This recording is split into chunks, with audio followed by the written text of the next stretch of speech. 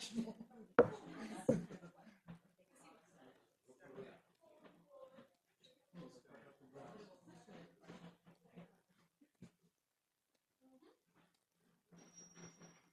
one will you pick?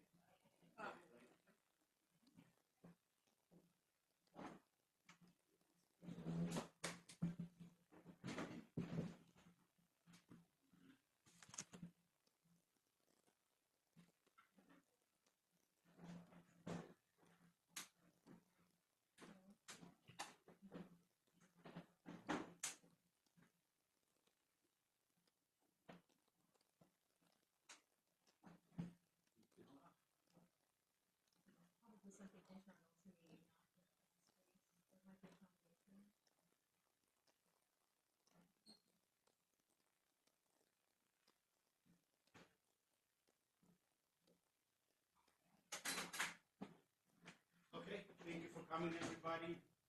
Today we have two wonderful guests and a wonderful topic.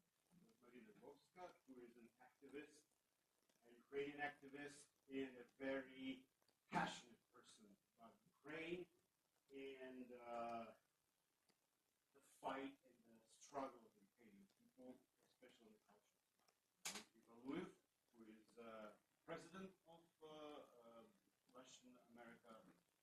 Democracy in Russia. And he is also fighting the Russian regime in its violence. The topic is the soft power of Russia and how the Russian benefits it.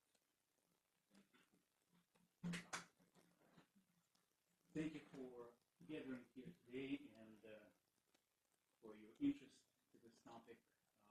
I think we've heard many times from Ukrainians while we help Ukrainians at the front line that the war is fought not only at the front lines but also behind the front lines and far beyond the front lines.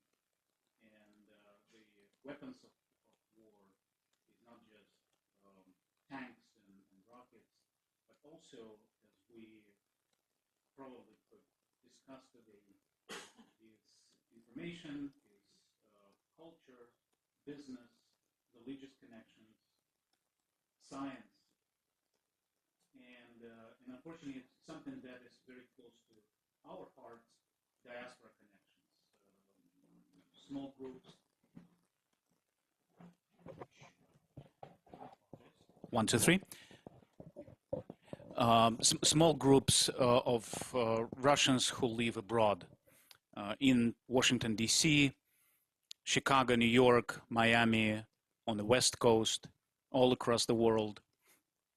So I would like to ask you not to consider everything that I say, and I think Maryna's speech has the same feature, that it's not everything that we say not only applicable to the United States exclusively, but the mechanisms as we see of the soft power work similarly to in other countries, in Europe, in Australia, and New Zealand, in South America. I think one of the biggest questions about Russian culture and about Russian soft power is how to differentiate Kremlin's influence and something genuine, something that is not related to the Kremlin. For example, on the picture behind me, you see a group of Russian individuals in New York on Times Square, dancing and obviously promoting Russian culture, Russian folklore. However, in the center of that picture, sitting, is someone named Igor Kochin, who lived in the United States for quite a while. He's no longer based in the United States. He's back in Russia. He's back in Russia after FBI searched his apartment, his computers and phones and asked him many questions. He decided not to stay in the United States after that. He fled Russia. He fled the United States and fled to Russia. We'll get to that. So for some reason, it's interesting that he decided not to remain in the United States and not to explain why he did what he did.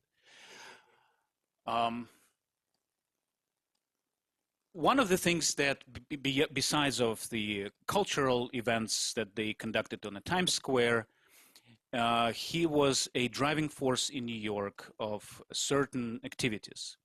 One of them was what's called an immortal regiment, originally a grassroots initiative in Russia, dedicated to remembering the fallen soldiers who fought Nazism during World War II. However, quickly after this grassroots initiative became viral in Russia, it was overtaken by the Russian government. The nonprofit with the same name was registered, that with links directly connected to people in Kremlin. The organizers started inviting different government officials to participate in events, and the action, the program, the Immortal Regiment, quickly became a tool of Russian propaganda, promoting militarism, promoting Russian military superiority. One of the leading elements, symbols of that action, became a Georgian ribbon, the symbol of Russian aggression in Donbass in 2014, 2015. I think all Ukrainians know that symbol very well after the annexation of Crimea and the beginning of the aggression in Donbass, because it became a symbol of Russian propaganda, promoting Russian militarism, Russian aggression, confrontation with the West. I think key people of the of that attack on Donbass didn't really hide their aggressive behaviors towards the West. Igor Kochan became one of the key figures in the United States who promoted those activities, who organized such activities not just in New York, but coordinated with regional activists in the United States. And he was behind one of the things that they did. They launched an airplane over Manhattan with a giant Georgian ribbon, promoting that symbol as kind of a symbol of visible Russian presence in the United States, in New York. And what's interesting about all these types of activities, it was quickly picked by Russian propaganda in Russia.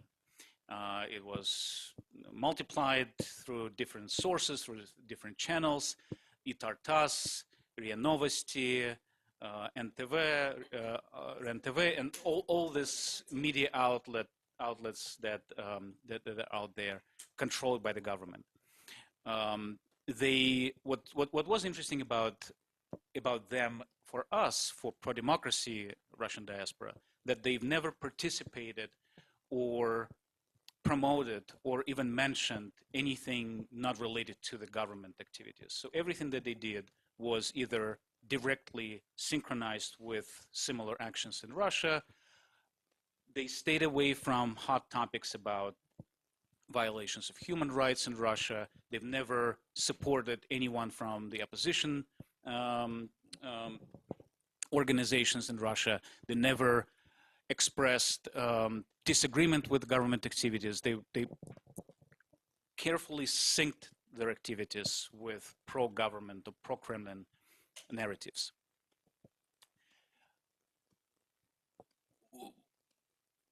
one of the things that the organization that Igor Kochin led, it's called Russian Youth of America. It actually still exists in New York. Was around 2016, 2017, at the peak of their activities, of their political activities. They disseminated different leaflets and brochures and information about pro-Kremlin, or I would say Kremlin activities. One of the examples, and this is a picture of that. They disseminated leaflets and brochures of Kremlin, explaining Kremlin's activities in Syria. So that's interesting. Why would Russian Youth of America in New York would care about Kremlin's activities in Syria? But that's what they did, right at the Times Square in New York. In 2014 or 2015, at the peak of the Kremlin's aggression in Ukraine, they organized a picket in front of the UN in New York against the growing sense of Nazism in Ukraine. So they realized somehow that they are very concerned about what's going on in Ukraine, and they did that. Another activity that they organized at the Times Square, they disseminated T-shirts with prints saying, "I'm Putin's friend," and with Putin's face on that. And of course, right during the event, correspondents from Tartas and RIA Novosti popped up out of nowhere, reporting that look at the happy American faces, how it's all Biden's, and at that time it was still Obama's time. It was Obama and Biden's administration who promote sanctions against the Russian government, but ordinary Americans are happy to be Putin's friends.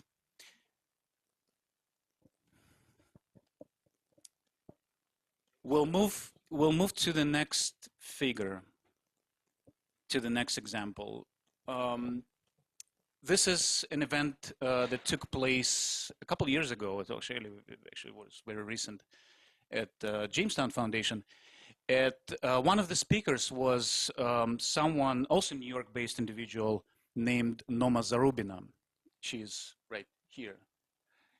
An interesting individual from Siberia, from Tomsk, who knew Igor Kochin very well. They were both based in New York, and I'll get to the point a little later how they knew each other and how they all connected. She,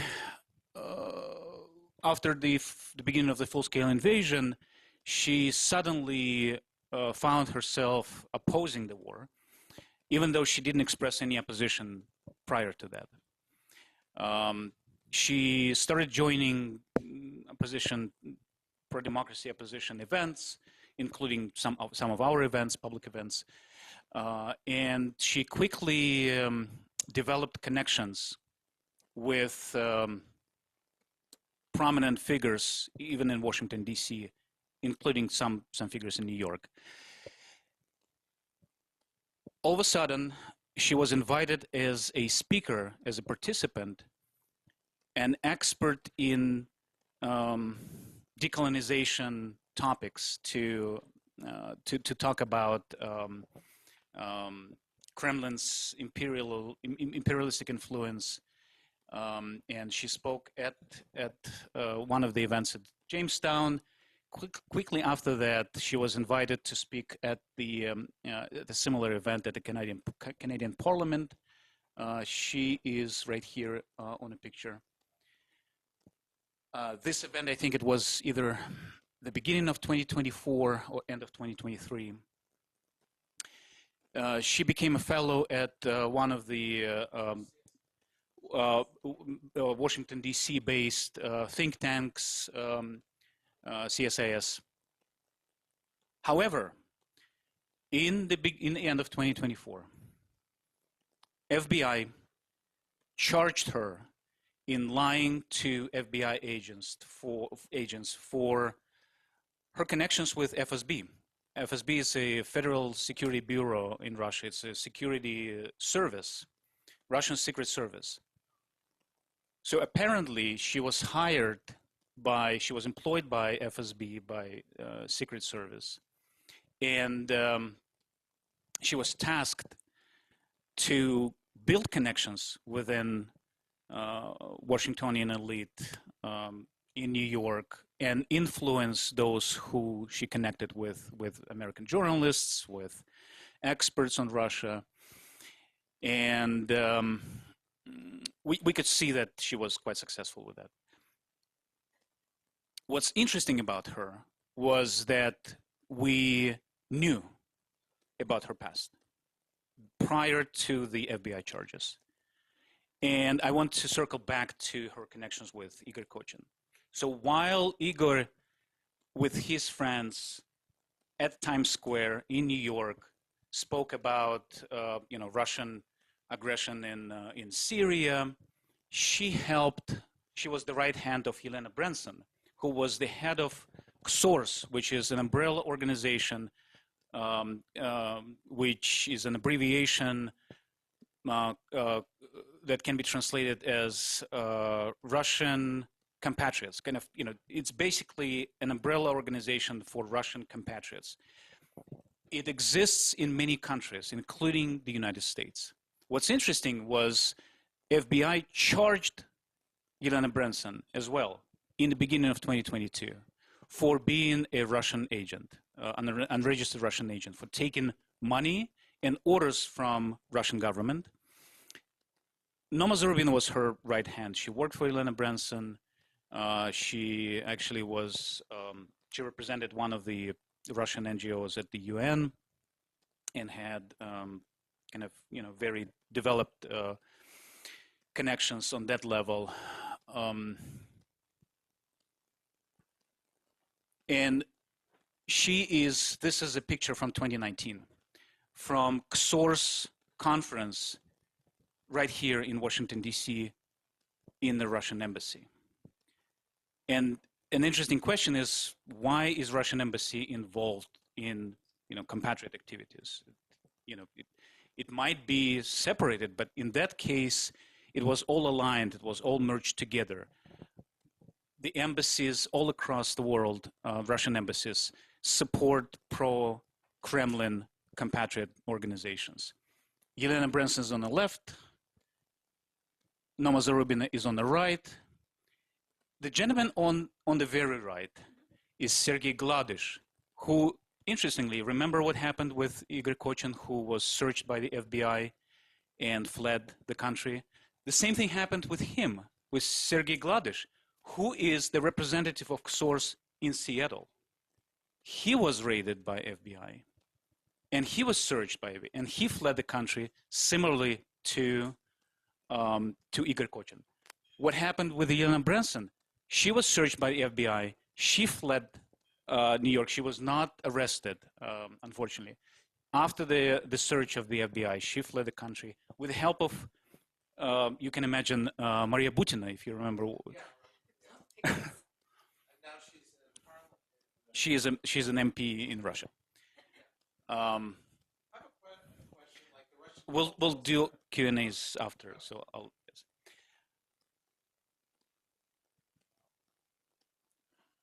I'll give you one more example. There is a website, I'm going to promote that a little bit, called Russia Firsthand. It's russiafirsthand.com. It's still online. It's organized by, back. It is organized by Sergei Gladish and his friends who remained in the US. Gladish left, but his close friends remained in Seattle.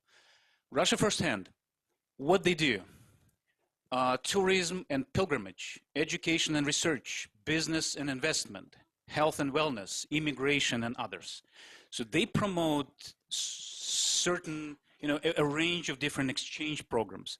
Go visit Russia. We'll show you Russia firsthand. We'll explain how Russia is great. And what's interesting, they target specific audience. This is one of the articles that they have on their website, saying, is Russia becoming a sanctuary for Western conservatives? So they promote Russia as a harbor, safe harbor for conservative values, which is not true.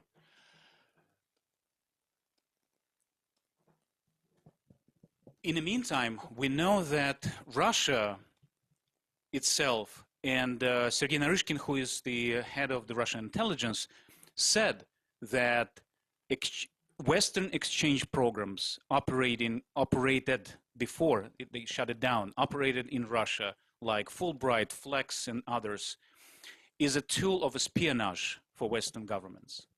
In the meantime, we see that how they openly operate in the United States. So what is this all about? How it's all connected? Yelena Branson, Igor Kochin, Sergei Gladish, Lozansky, and others, Alexander Molodin, Natalia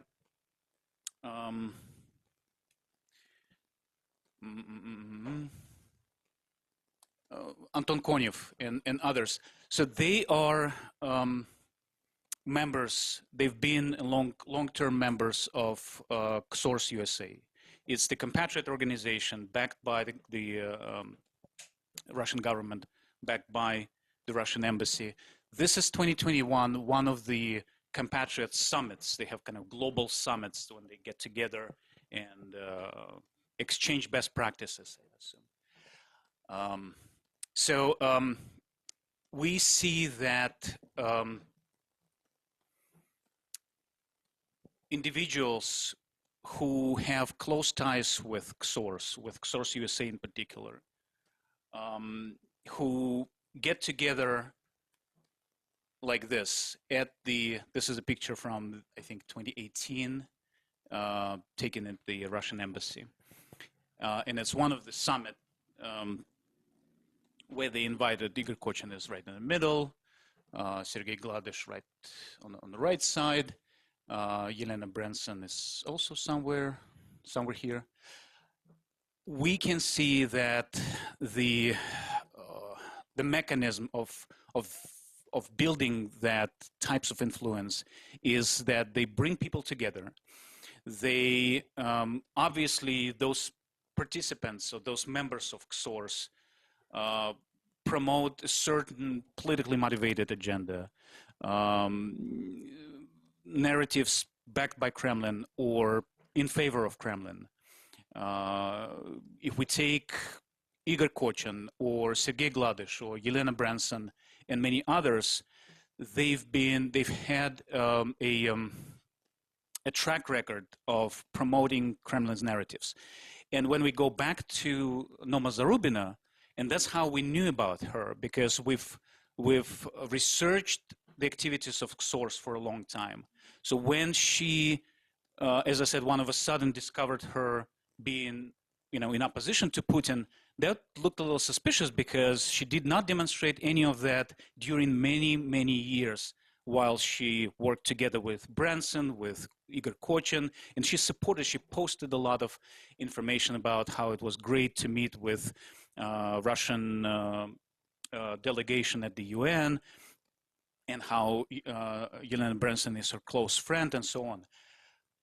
It was not a news for us. It was not that new information that she had some connections with pro-Kremlin organizations or Kremlin-linked individuals.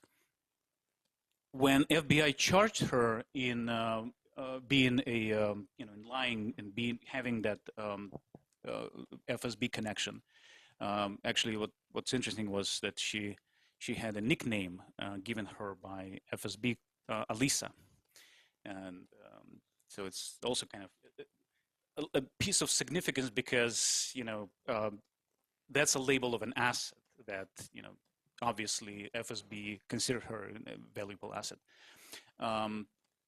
we see that that type of connections goes a long way through multiple organizations. This is actually quite interesting geography because each individual represent a specific region in the United States. As I said, Sergei Gladish is from Washington State, Seattle. Igor Kochin is New York, and there are members of Russian communities in Alaska and other states. What I think is important to us in this regards to pro-democracy Russians in the United States is that we understand how important it is to draw a clear line between us and them, to make sure that we can explain what they do and what we don't do, what we oppose, to demonstrate that we are on the right side of history, that we stand with Ukraine, that we support victims of Russian aggression, that we stand with those who resist the Russian aggression by raising funds, by participating in advocacy campaigns, making public statements during street events, and so on and so forth. Because we see that people backed by Kremlin don't do any of that, and they stay very far away from any of those activities. And in the end of the day, I think it all helps Western government, including the US government, to differentiate between Kremlin's influence and clear Kremlin's influence and people who've been victims of Kremlin's aggression, including pro-democracy Russians, including Russian asylum seekers, and so on and so forth, because that's kind of a very sensitive and hot topic for us. You know, our organizations have been trying to help those who flee the Russian regime and Russian dictatorships. And I think I'll conclude with this. I'll be happy to answer all the questions about particular individuals and different tendencies. And I think Maryna will tell a little more about what it all means and how to read between the lines. Can we do questions for your presentation now?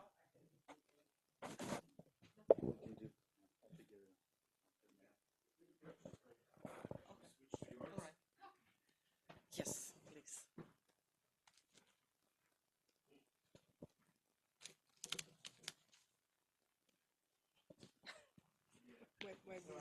My busy screen was not a part of the presentation. PowerPoint. No, it was here. Yep.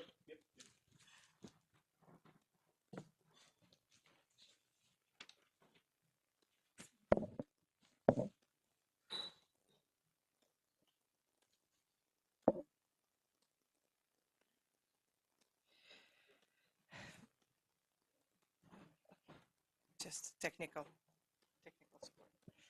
Okay. Hello, everyone. I'm Maryna Lvovska.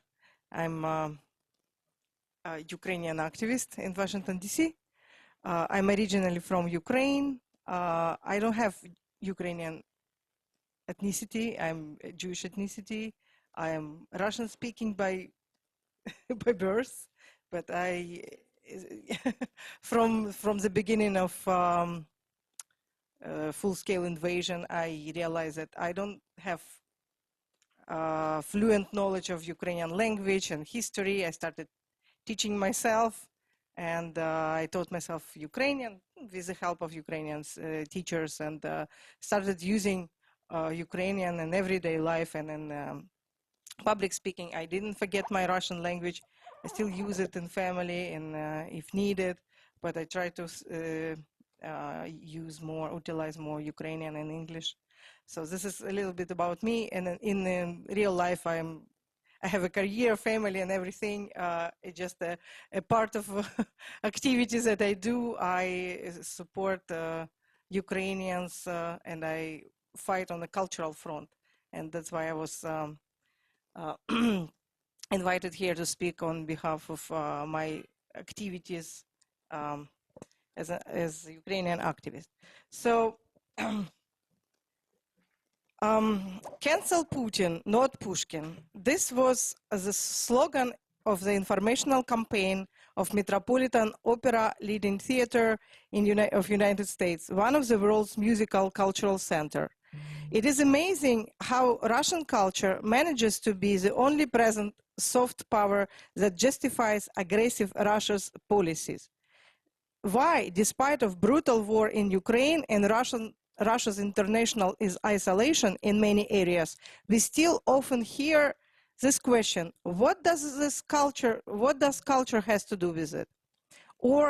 And what is wrong with Pushkin? So many people around the world are still convinced that Russia's genocidal wars do not diminish the importance of so-called great Russian culture. Many people around the world still do not see how thoughtfully Russian culture has been constructing and serving the Kremlin's imperial policy for centuries. So this was an introduction to what we would like to discuss with you here. And I'm sorry, I apologize if my presentation will be longer than the allowed time. I'll try to cut it short, but there was so much to talk, so I prepared, I think, more than we will need. So the first thing I would like to talk is about the institutions, how Russian culture is distributed in outside of Russia, right? And one of the institutions is called, how do I do it? Down. Is called Russian cultural centers, right? So, so-called Russian houses are linked to Россотрудничество, are located in 80 countries around the world and serve as centers for promoting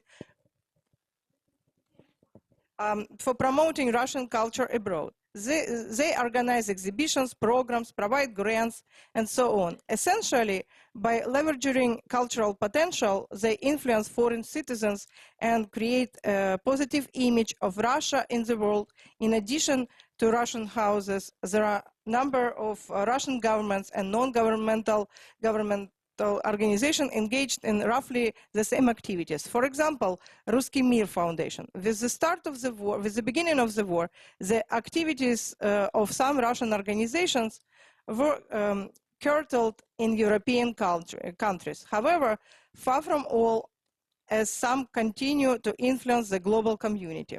The longer Russia carries the aggression in Ukraine, the more countries which have ties with Russia, for example, post-Soviet Union countries, are softening or detaching their ties and escaping from Russia's influence. Recent changes in Russia's relations in Moldova and Azerbaijan resulted in closure of Russian houses during this year of 2022. Those two, I don't think this one is working. Those two recent in news came down about the Moldovan, the Russian house in Moldova and Azerbaijan are closing. So to counteract the influence of Russian houses in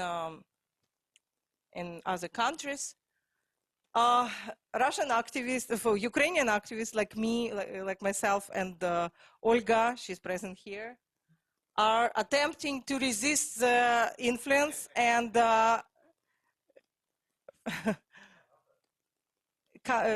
protesting, coming down to the center and protesting on the street next to the center on a regular basis. We've done, it's countless amount, maybe more than 10 times we were coming to the Russian Cultural Center to protest and to raise awareness, to counteract, to make their party less attractive for guests and to distract their activities. So we usually come and we have a speaker, we have a loudspeaker, we have our posters, and we display T-shirts with bloody messages about atrocities in Ukraine, and that makes them do some changes. They usually close the door. You can see the picture above. They close the door, so the people who come, they attempt to enter, they need to show their phone to confirm that they registered. They, yeah, so it disrupts their activities, but in recent year, the time that we are allowed to be there is changed, so we only can be there till 7 to use megaphones. So because of that, we only have like an hour to interfere. So because of this fact, because we are coming, this Russian Cultural Center knows that we are coming on a regular basis. They're trying to move their events towards later the night. So we started like 6:30 or 7. So this was one of the results. And another result is they don't advertise openly time and date when the event is happening. So people need to search for that information and register advance, like 3 days. They cut short the registration time.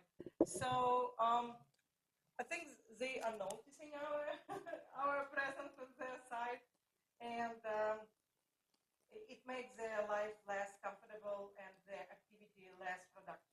So another thing which I would like to focus on, Russian Orthodox Church.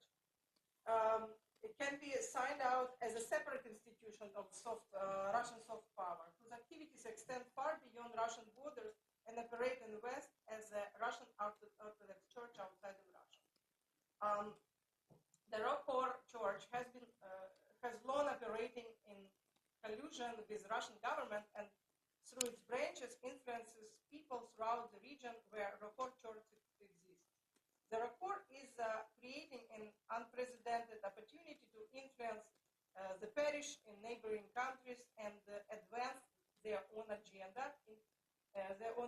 For example, in Ukraine, where Russian Church, Ukrainian Orthodox Church of Moscow Patriarchate still exists, parishioners were actively told that Russians and Ukrainians are one people, and there are no hostilities. So Russian Church is an institution that allows Russian Church outside of Russia. It's an institution that allows Russian agenda to be pushed through the parishioners, pushed through the people who are coming, and by means of just regular events that are happening in church and events that are going outside of the church. For example, there is a church in the Washington, D.C. It's called St. John the Baptist Russian Orthodox Cathedral. Is still holding the event that is called Russian Bazaar.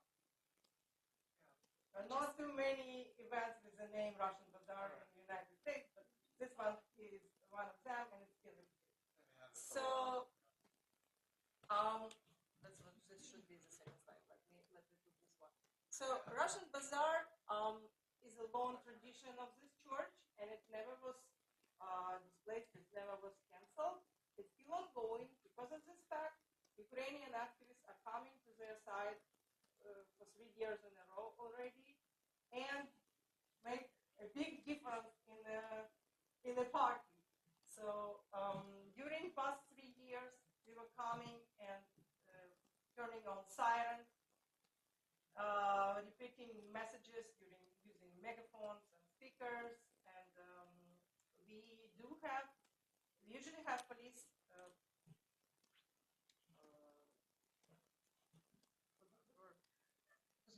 Protection? Police protection. Police protection. We are not here legally. We have a police allowance to be there, and police is protecting us. And thank you for Washington D.C. police. So when we come, we stay in designated areas. Last year, we were lucky to be right on the side, right at the entrance, and the interference of Ukrainian activists with the guest of the bazaar was constant, right? So we had a lot of instances of interference and interactions, and there were a lot of situations which were, if not dangerous, but provocative. So the next slide actually shows, displays how priests were attempting to interfere with activists. One of the events was that one of the priests, I don't know his name, on the left below, he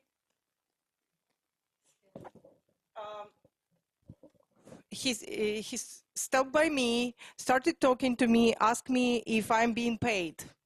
I replied, no, I'm not being paid. He asked if it's okay if he will pour water on a speaker that was standing right next to me. I said, no, that speaker belongs to me. It will not be a good idea to do so. Please do not do that. And he looked at me, he talked a lot. He said something about language. Why don't I use Russian language?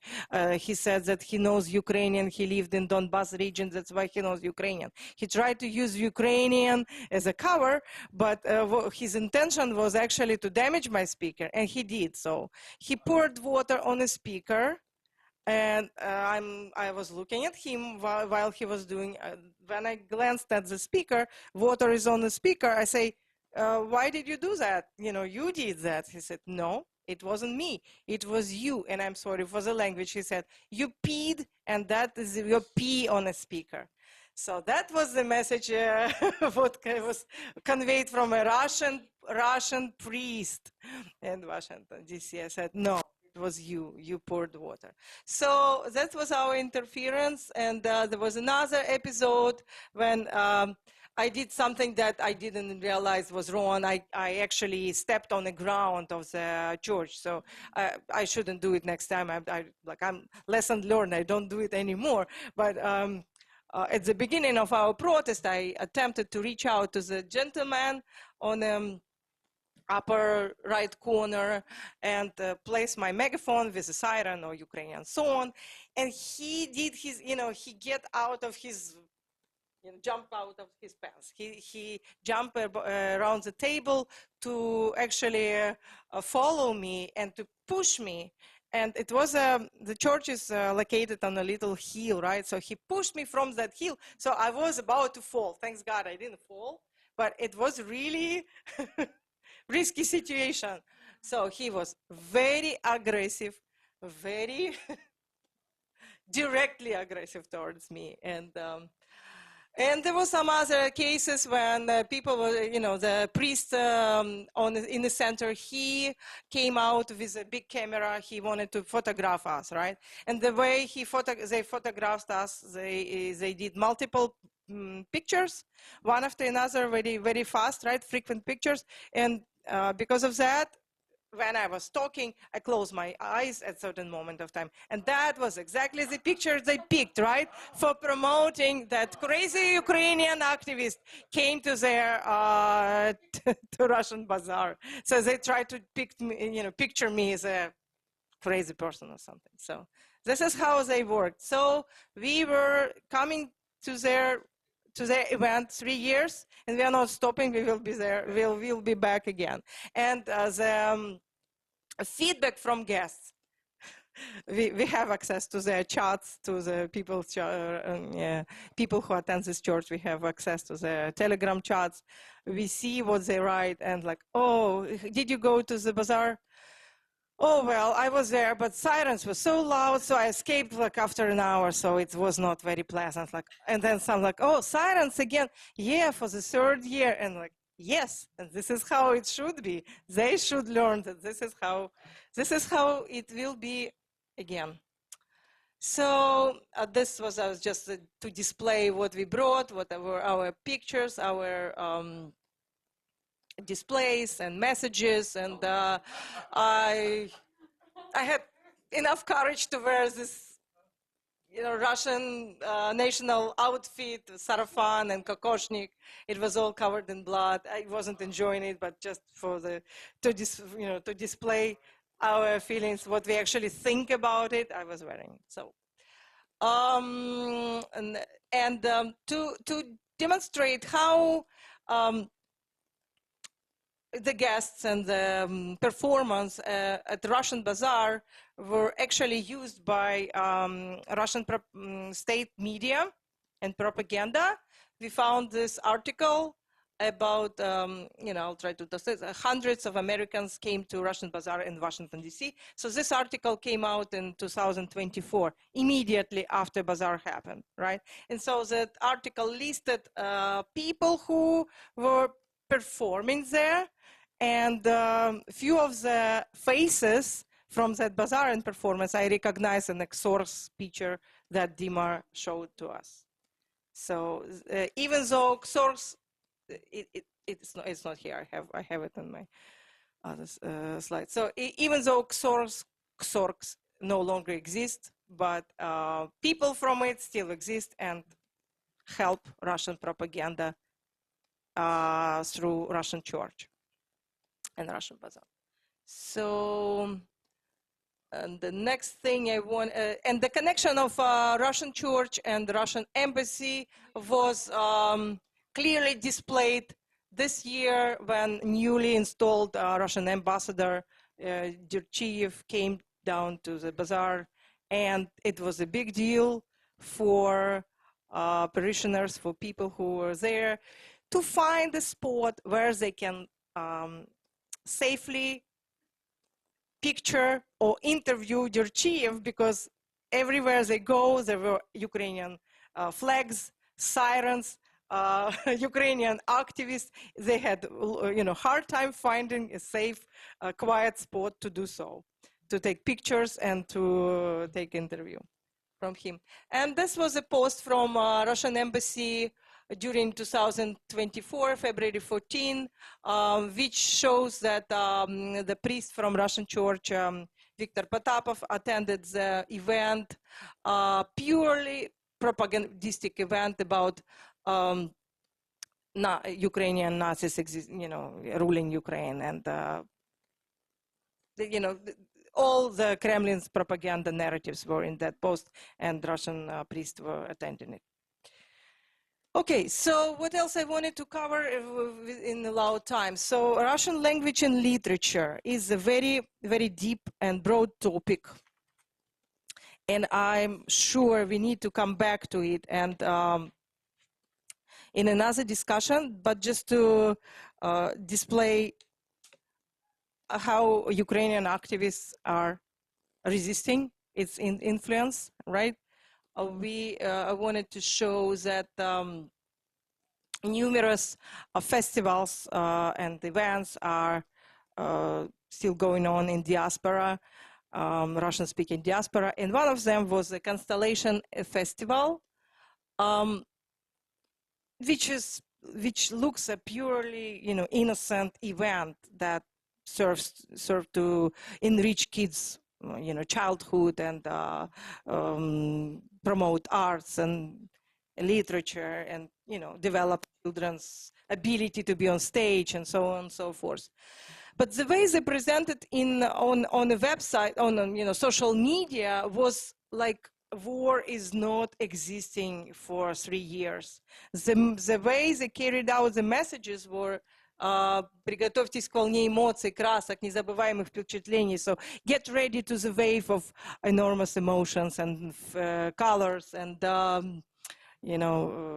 enormous emotions. So the way they presented on social media was like war is not existing. It was very easy for Russian cultural organizers to just close eyes on Russian aggression in Ukraine. So we decided to, this was first and second, there was a performance based on Pushkin displayed on that festival. So we decided to come and visit this festival and to raise awareness about Russian aggression in Ukraine and stay, to talk to people whoever wants to talk to us. I think three activists came to that protest. It was not a very big protest, but it was a beginning of our wave, of our movement. And that actually sparked a big discussion about how Pushkin is related. Why those crazy Ukrainians are digging, so deep? What is it about? Like, culture is above politics and so forth, the that rhetoric, right? So this was the beginning, and it actually sparked the discussion with one of the Russian embassy supporter she picked our messages, she picked our pictures, and she posted in her post. And later on, we had interactions with that lady, who actually came to Russian Bazaar on in a car with a registration tag named Z Crimea. She displayed support to Russian aggression in Ukraine openly in the United States. So we posted a post about it, and it sparked a big wave of comment. And because of that, a lot of Ukrainian diaspora was, unhappy about that, and they started investigating who is she working for. They started writing to her employer, and that apparently she was a real estate agent, and she got fired on the next day. So that was our successful story. So that started from our protest at the Constellation Festival, and she wasn't happy. We are protesting against Pushkin, and now what? She has no job. Yeah, so book fair. So this was another innocent cultural event, book fair, Russian book fair. So we are not against that book fair. It's good to promote literature, and actually the money that were collected from that book fair, a portion of the money was donated to Ukraine's fund, Tabletочки, to help Ukrainian kids with their health. So, but we decided that raising awareness about how literature is connected to the genocidal war in Ukraine is very important. So a few protesters or activists came to the fair, and we stand there just quietly, not screaming, not yelling, no megaphones, no speakers. We were just there standing, we laid out our posters, and we were ready to answer questions if people have some questions. And one of the reactions was from the father who brought his child to buy some books, was, "Don't look at that garbage." And that was, it was like a week after Russian rocket or Russian bomb destroyed a book factory in Kharkiv, and 60,000 books were burned. So that's why we were there. We were there to raise awareness, to show that Ukraine is suffering from Russian aggression on so many levels, and one of them is literature. And to understand the root causes of Russian aggression and Russian genocidal practices and Russian imperialism, we actually need to dig into literature, dig into Russian cultures through the literature, right? But that is a very, very big, broad topic that needs to be discussed again. So I'll stop my points on this one here and try to make time and display a few other protests that we did against Russian culture by means of music and dances. So music Russian music is represented in a lot of organizations here in Washington, D.C. And one of them is famous Washington Balalaika Society. They display themselves as Ukraine supporters. So those middle pictures are the messages they place on their website, and they place them on their entrance, on the windows of the you know, the place where they had performance. The flags you see on the left, right? The flags you see on the windows of the performance center, they actually managed to locate those flags, especially for me, because they knew that I'm coming. It seemed to be I'm so dangerous to them. They got prepared. They placed 3 flags and messages, and there was an email exchange with, yes, with Olga, and they knew that I will be back, so they placed those flags. So we came, and I corrected their message to say that Washington Ballet Society condemns the Russian invasion of Ukraine and supported sovereignty, and Russia is a terrorist state. So they make statements, but they don't make clear statements. They always try to kind of change the border of the statement and make it more broad and not a clear statement. Did they offer you any tickets? I wouldn't go, but they didn't. So the fight with Washington Ballet Society was for 2 years, I think, and the achievement was that they actually changed their message on the website. They added that Russian invasion to their message on the website. This was first, and second, they removed their dresses. They've been playing their music in Russian national, traditional wear and the folk wear of sarafans. They didn't wear kokoshniks, but they were wearing sarafans and rubachas and all that. So they actually took them down. So last year that we attended their performance, they were already playing in vests and some blouses and vests, and they didn't display Russian traditional wear. But they still have ties with another institution that's called the Russian Ball of Washington, and they play music such as God Saved the Tsar over there. In 2025 they did, and I believe they will do so again. So it's a shady, shady way of doing business, trying to support Ukraine, condemn the Ukrainian sovereignty, but still do not remove ties with Russian institutions linked to Russian government, indirectly. Okay. So what else I wanted to cover? Kalinka Dance Ensemble is another institution that promotes Russian culture through dances.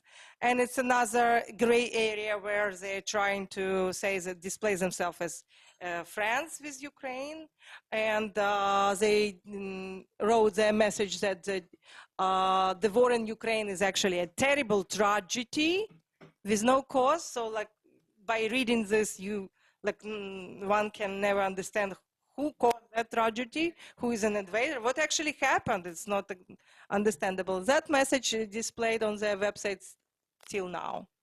Okay, so the organizer of Kalinka Dance Ensemble, her name is Katya Denisova. I wouldn't making claims that she is an agent. I think her activity is suspicious. Without proofs of FBI and all investigations, I cannot make claims that she is actually an agent. But the way she behaves is a very aggressive way towards Ukrainians and towards anyone who tried to show them, display mirror to her and raise questions why they are representing Russian culture in a positive way on a stage of United States. Like this event was during Travel and Adventure Show and Conventional Center in Washington, D.C. So that was my solo protest. I came down to that event, quietly waited and tried to hide in a corner. And the dances, Russian dances, were scheduled right after Ukrainian dances. Coincidence? I don't know. Why on earth someone who schedules those dances together? So as I was waiting for Russian dancers to start. Katya spotted me. She knows my name. She knows who am I. And she ran towards security. She calls it security. Immediately, security came down. They saw my megaphone and they said, you cannot be here and use your megaphone. We know who you are. You cannot protest here, and all of this. And they were very, very strict and aggressive. And I said, okay, I will not do anything. And as I'm going, I understand that I cannot ruin the opportunity, and there is still ways for me to exit this room. As I am walking down the exit, I use my megaphone and I convey my message that Russia is a terrorist state, Russian culture sponsors war, and what a shame, shame on you to promote Russian culture here on Washington, D.C. stage. So I did my message. And then another Ukrainian lady from dance ensemble, she did similar thing. She shouted her message to the audience. So we tried our best to interfere, but the lady who leads this ensemble, she is very professional in what she does, and she covered it all with legal, stuff. And her reasoning was like, there are kids. How can you protest here? There are kids. So she knows how to navigate through legal issues and how to stop us. But we try to do our resistance and our protesting part. So what else I wanted to share? I will probably skip ballet. There is not much I can say about ballet. I know it's a big, broad topic. Ballet was a very big, and it is a very big promotional tool to promote culture. And Russian culture was promoted by ballet during imperial, Russian Empire. Right? It is very good, it's very easy to sell this product in the West because no language involved, right? It's only displayed on stage and everybody understand dances. But this topic is broader than I can talk about it here, and we will conclude to something that is very important and connected to our life here in Washington, D.C. So the person you see on the screen is Alex Ovechkin. He is open Putin supporter. He plays for Capitals. And yesterday, I believe, or the day before yesterday, he won the 900 goal. Immediately after his goal, Russian embassy posted the post about Ovechkin displayed in him in a short with Russia. So this guy is a very very good tool to promote Russia and United States. Unfortunately, the money involved in him, in his promotion and him being a part of the National Hockey League is big and needs to be investigated. And we don't know how to fight this. We do not know how to fight this. Well, no, he displays support to Russia openly, right? Russia displays support to Ovechkin openly, but he's part of Washington, D.C. Life and culture, and hockey supporters never wants to look at the truth, never wants to look at never wants to politicize this story. But there is no sport above politics, right? Sport is always on the side of politics. So this story, I do not personally know how to fight. It just needs to be more and more discussed openly, and the more people write about it in the media, the more people talk about it in media, the better. But yes, and to conclude my presentation, I would like to show another successful story of Ukrainian community fighting an attempt of Russian propaganda by means of sport. There was an advertisement that Russian Heritage Night will be held in Ohio. Forgot the name of the city. There was time when we can react, and a lot of Ukrainian communities raised their hand and wrote letters to the, I believe, to the hockey institution that was planning to hold this event, and we got it canceled. So we are at the 4th year of full-scale invasion. We are at the 12th year of Russian aggression in Ukraine, but we are at the continuous hybrid war with Russia, which include all aspects of our life. So, and looking into Russia, we always need to consider that it's not only fighting on a battlefield, it's fighting where it can reach us, right? So knowing all of this information helps us to fight it back and to resist. Thank you very much. Open for your questions.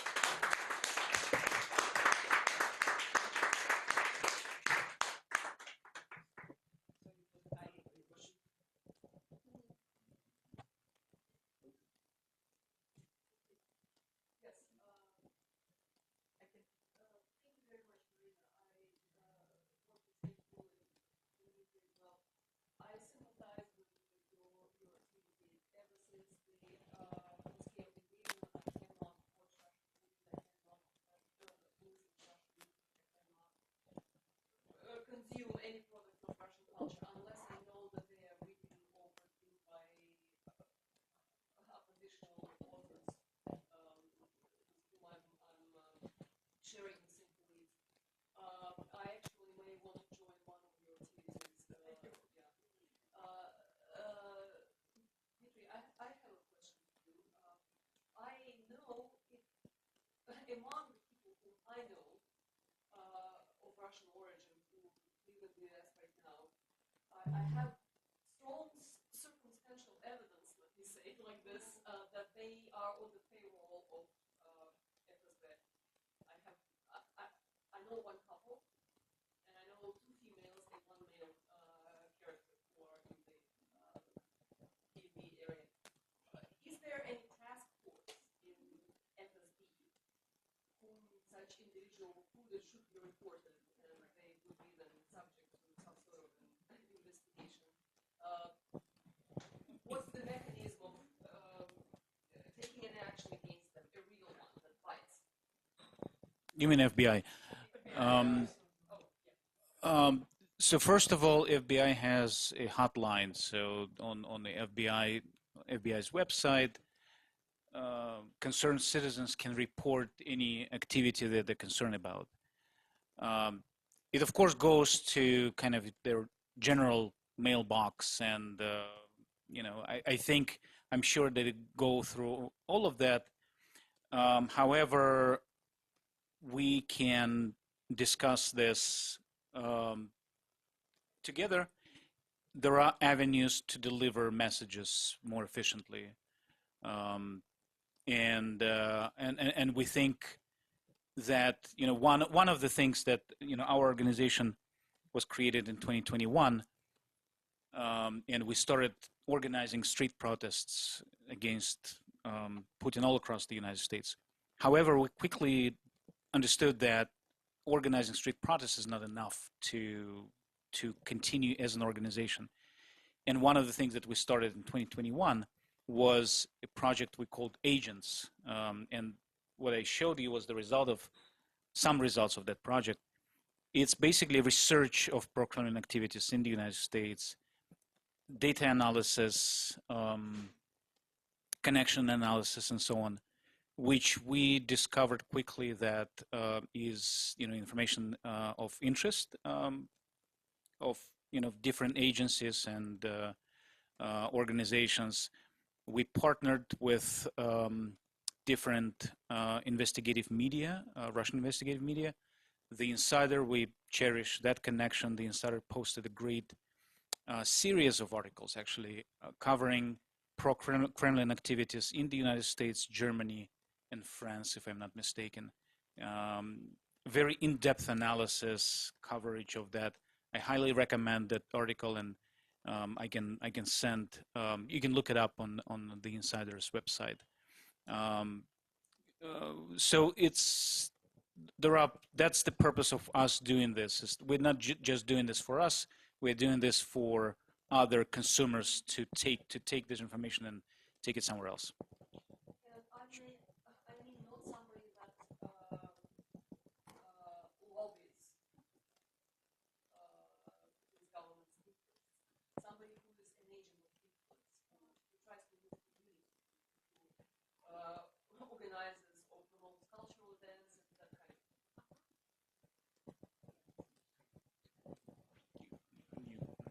Sure. So you talked about the Russian Cultural Center. It had been Maryna closed. did. Okay. It had been closed. I can down. talk to Okay. You both comment on this. The Russian Cultural Center had been closed down because No. it never was closed. For a short time Right. after. Right. Okay.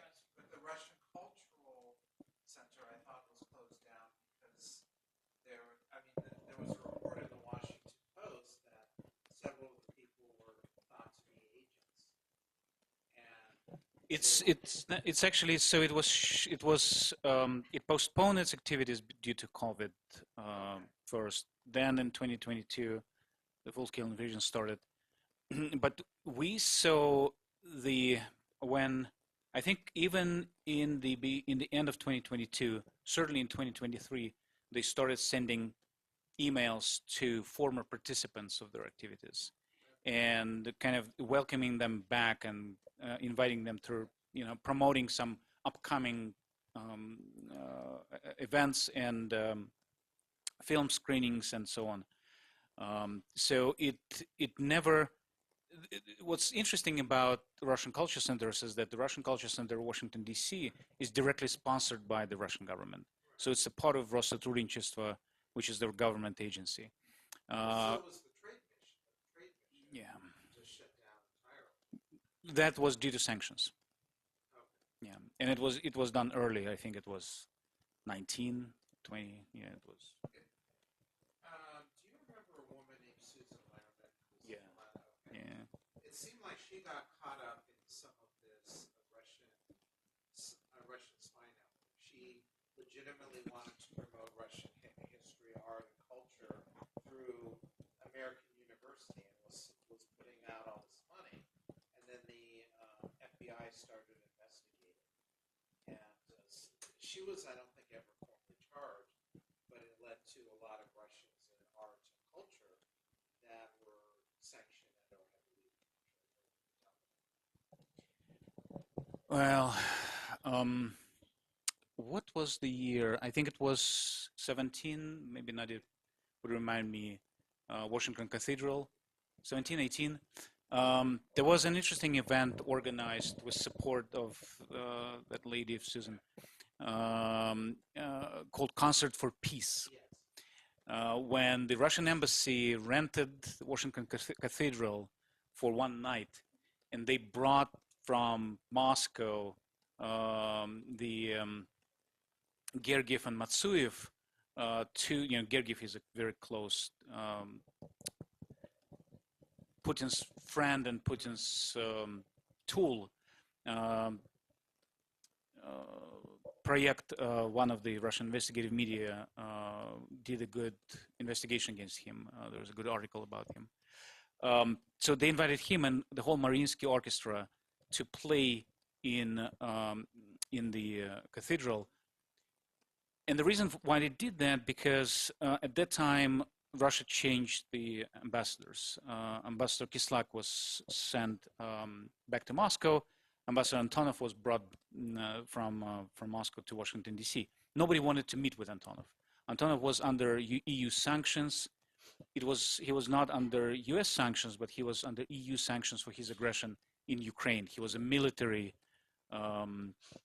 diplomat with a military background. And for his involvement in aggression in Donbass, he was placed on sanctions list. So nobody wanted to meet with him in Washington, D.C. So that's how the tool of soft power comes in play. They brought together, the whole cavalry, and Susan played a big role in organizing. She, gave interviews about that and so on. So it was a closed event. We protested. We were there together with Ukrainian activists back then. Alexei Chapivska was arrested. Actually, she studied in the school at the Washington Cathedral, and she did not want to leave the private territory, and it was very interesting. So in general, I think Russian embassy uses individuals like that with connections that they can employ to promote their agenda and narratives. I think that gives us a lesson about what Russian culture, what kind of features Russian culture have. If they, in that case, there was a clear purpose of bringing that Mariinsky Orchestra and Gergiev Mantsuev to play, because it was not Concert for Peace, it was an event to promote Antonov's connections in Washington, D.C. So I think that gives us a little bit of background, and I think any individual who is asked to be involved into that can read through the lines and understand kind of the purpose of events like that. Maybe Maryna can give her opinion. I think you said it all about this concert and the connection. I wasn't involved in that protests yet. Surprisingly, I wasn't living in the Ukrainian activist world till 2022. So yeah, I was already invited. So why would Lvovska be so connected with the Russian government? I mean, he fled communism to come here. He was a political refugee. I think we can take cases of people who've been, Maryna's example,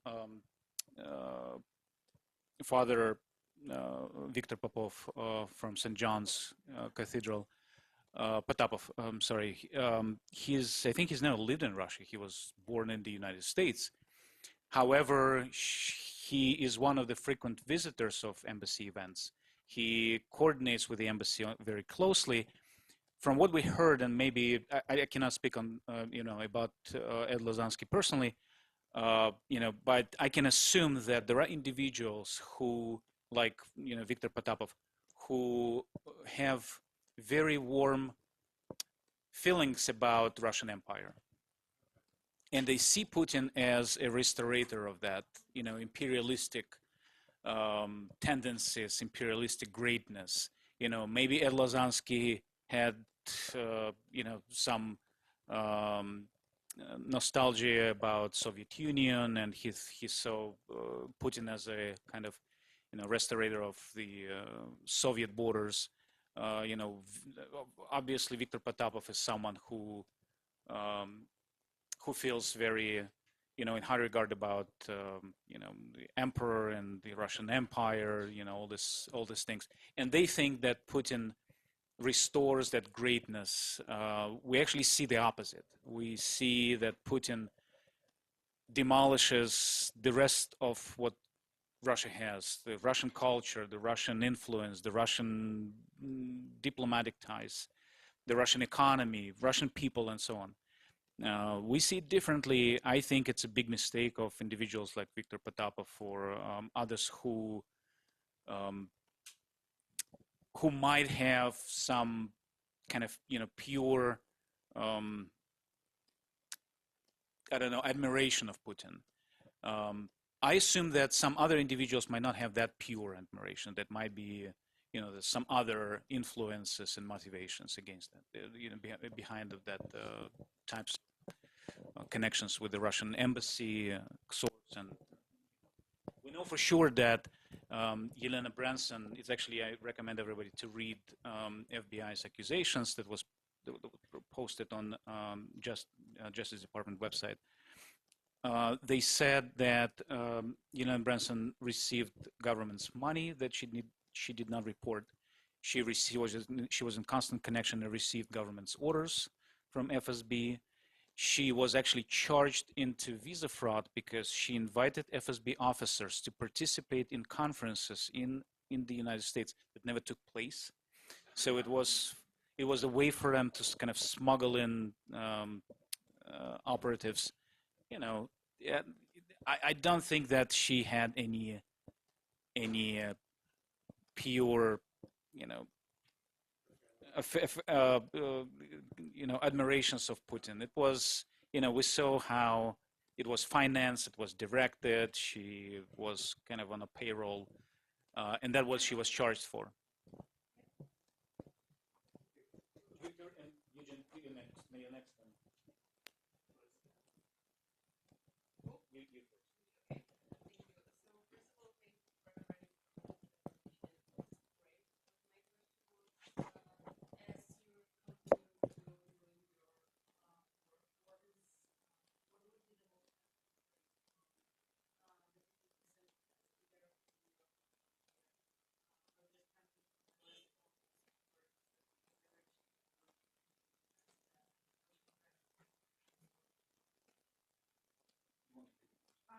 Say that about the support, promoting on social media is a good idea. Having discussions like this, very good idea to have like eye-opening sessions about how Russia uses all means to, to pursue their goal, right? And one of them is culture and sport, and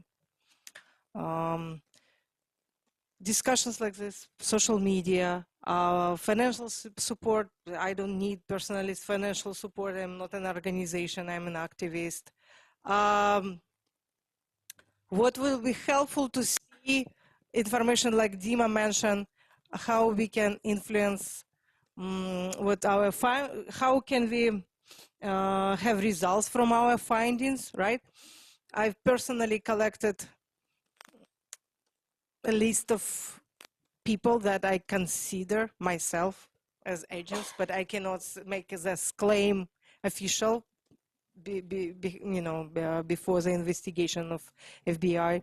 What will be helpful to have some database made to enter this information, organize it, store it, and use it, right?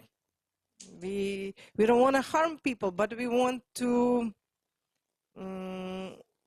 stop them from bringing positive image of Russia in, corrupting and, converting negative negative information about Russia into positive image of Russian culture. We don't want that. We want this information to go somewhere where it will actually work, like connecting with FBI agents and creating database or entering information into Ukrainian database maybe will be helpful, because there is a Mirotvorets database that we've been discussing with Olga, or on and on, that we need to start entering information.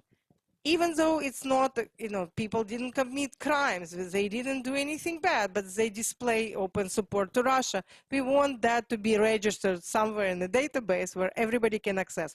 For example, there is that lady with the Crimea that openly supported Russia. We wanted that to be on Mirotvorets database. So support like that, helping us to get this information.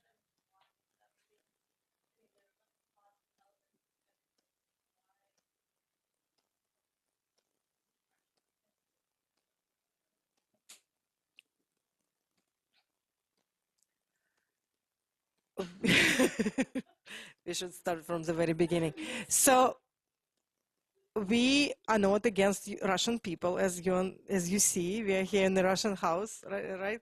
We are against the activity of Russian people that brings positive image of Russia to the Western world. That is a cover-up. That is a cover-up of their atrocities in Ukraine and other genocidal wars. So, because Russia uses culture as a tool to whitewash what they did to Ukraine.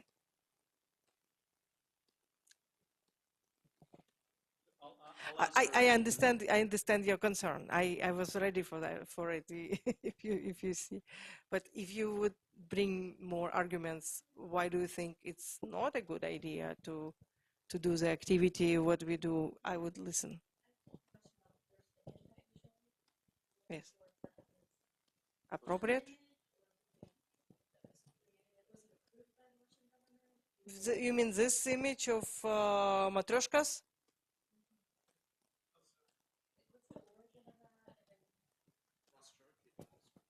That's Ukrainian, surely art. Surely art. That's just how Ukrainians who are familiar with Russian culture see Russian culture. What it does is they're covering up their aggressive.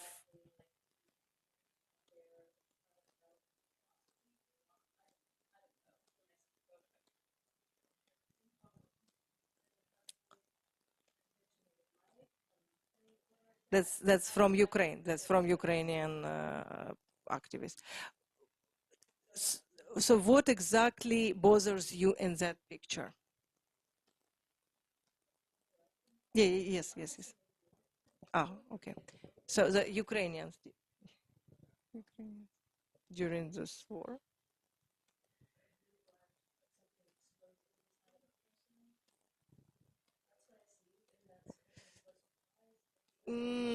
I see what you mean. If you look at the direct message of this picture, yeah, you can see that this way. I understand.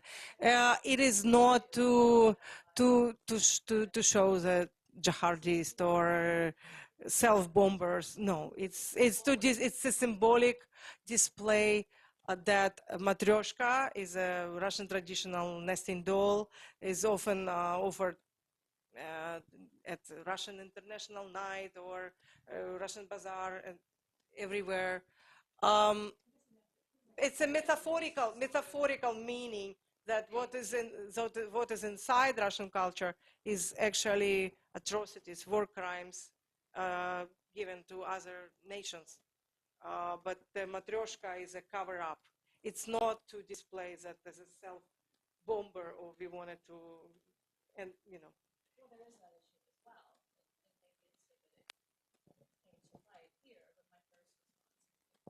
Yeah. No, we don't want that. That's why we are fighting. We don't want that in people.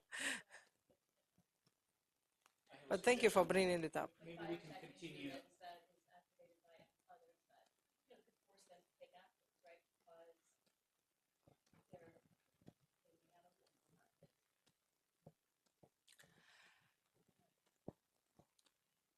A good point. Thank you. Thank you for bringing it. I never looked at this picture from this angle. Thank you very much.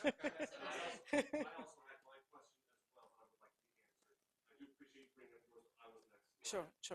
Yes. Please do. I'll answer. One more question from you, and then we're going to. Sure. Let me answer, because I think your question is very important, and I appreciate kind of the angle. What I think is important with regards to support is to try to draw a clear difference between pro-Kremlin and anti-dictatorship and pro-democracy Russians. What I think discourages many pro-democracy Russians is kind of a generalization that all Russians are pro-war, pro-Putin, pro-empire, they share imperialistic views. Russians, we see by activities of pro-Kremlin organizations that they don't bring many people. There is about 35, 40 plus thousand Russian citizens in DMV area, DC, Maryland, Virginia. Our protests, pro-democracy protests, I think the majority of them, the biggest, we've had probably about 500 people, as well as pro-Kremlin activities. They have, a couple of hundreds people, no more, not thousands, not dozens of thousands. And that gives an idea that the demographics is, of Russian society is pretty much similar in Russia and abroad. There is a small portion of pro-democracy, small portion of pro-Putin, or pro-dictatorship, or pro-empire. And there is a big, vast majority of gray population that do not really express their views. They have some views, but it fluctuates. They don't really express it openly. They don't attend either of the sides. They don't join. So they kind of, they say, we are apolitical.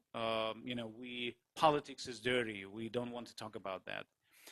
However, they usually align with whoever is in power. Yeltsin is in power, they will align with him. Putin comes next, they will align with him, and they will say, we'll follow. They know better in Moscow, up there. We don't have any say in that. And we see the same.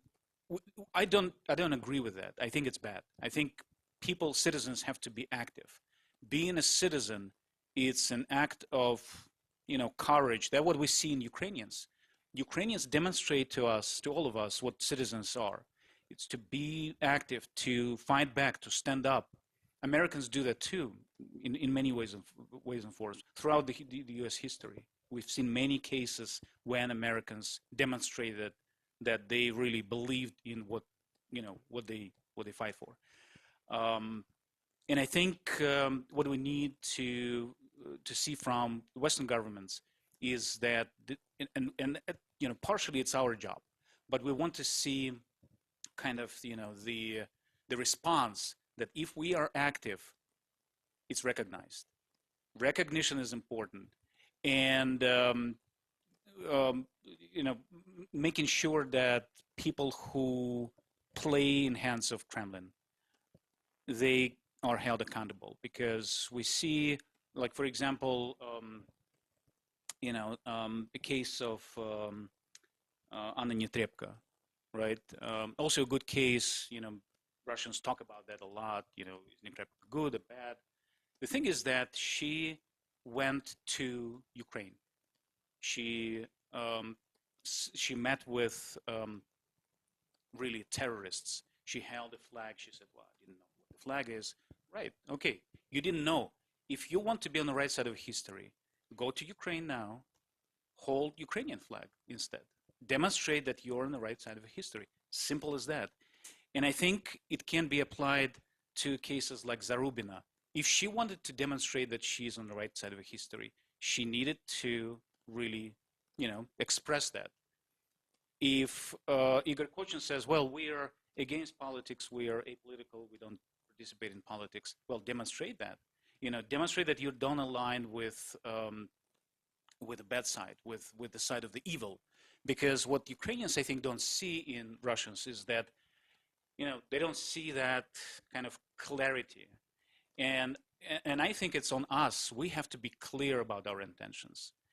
But in the meantime, people who are clear, I think they have to be encouraged to that, you're doing the right thing.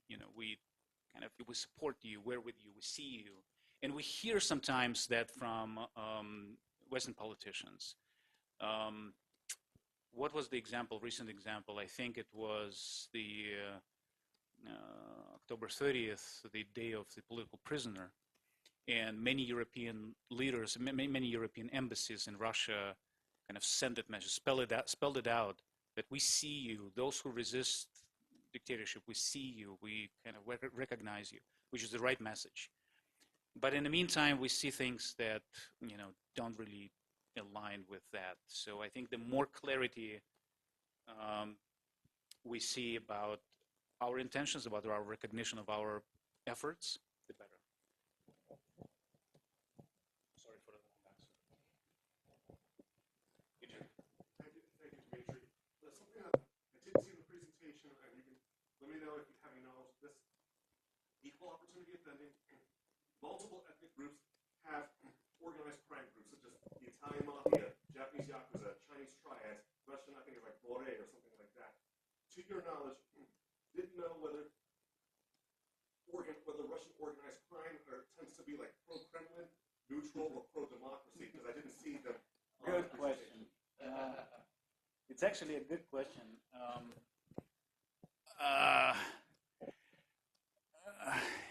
So I think one of the things to analyze is that Russia has a long list of terrorists and extremists. I think there are about 18,000 individuals on that list now, and I think hundreds of organizations. As a matter of fact, Nadi and me are on that list as well. One of the organizations that doesn't really exist, Russia likes to call certain things organizations like LGBT movement, or one of those is called AUE, and it's an abbreviation in Russian.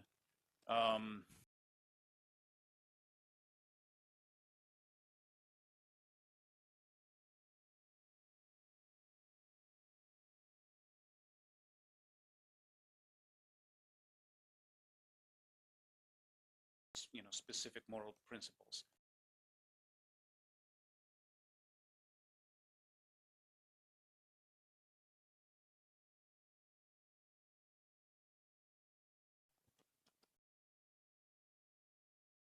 More popular.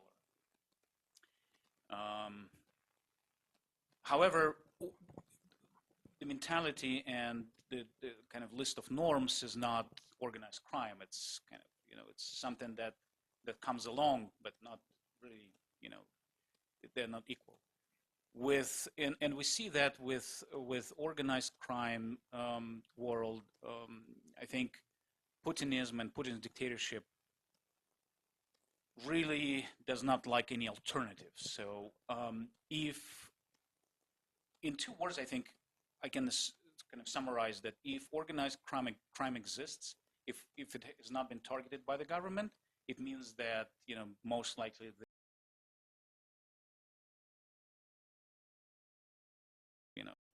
under control. If we've seen many cases when Russian government arrested and eliminated what's called thieves in law. It's kind of a special status in the criminal world. It's like bosses, like criminal bosses. And we've seen that even during the Soviet time. There was a time when Stalin tried to kind of suppress the criminal influencers and criminal bosses and recruit them to fight against Nazis. And it kind of split the criminal world in 2 halves. One who, because in criminal world, it is a norm not to support the government, be against the government. So in a way, they are kind of the government's opposition, but not in a political way, but in kind of all other ways, financial, kind of, even in terms of mentality. But not to cooperate with the government is one of the absolute norms of the Russian criminal world. Not to cooperate with the government, be against the government.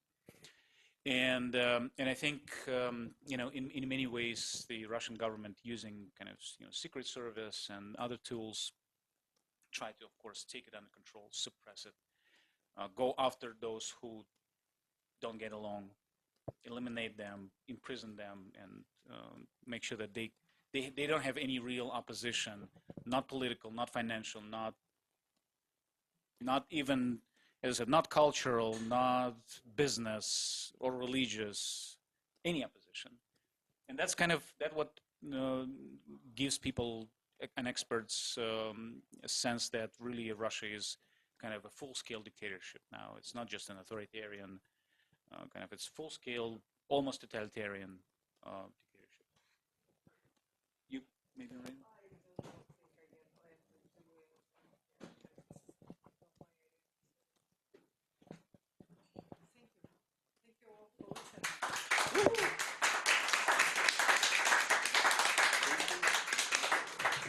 Thank you to the host. Thank you. You guys check out the exhibit that we have right now. There's information here. It's a wonderful Slovak photographer.